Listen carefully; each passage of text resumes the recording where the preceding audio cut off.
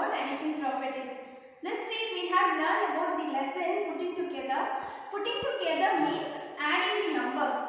So that is what we have learned. Today we are going to see some important points which we have to know when we are learning this lesson. So in addition, we will call the numbers as the first added and second added.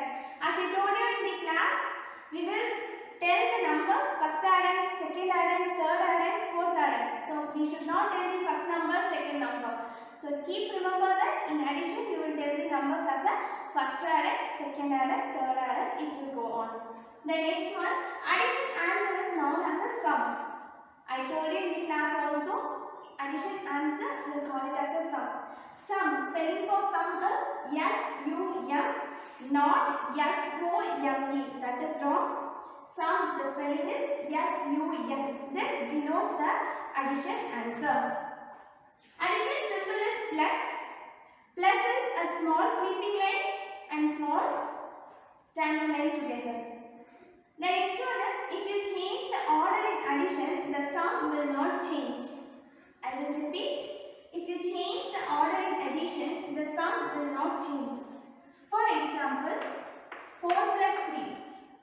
So here your first added is 4 and your second added is 3. Your sum is 7. In the next problem, 3 plus 4. Here your first added is 3 and your second added is 4. Your sum is 7. Even though we have changed the added place, the sum is still same.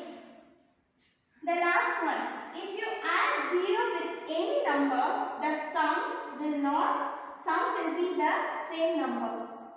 I repeat, if you add any number with 0, the sum will be the same number. For example, 9 plus 0. Your sum is 9. Why it is 9? Because as we know, 0 means nothing. 0 is not having any value. Since 0 is not having any value, if you add any number with 0, it will give the same number back as the sum. Thank you.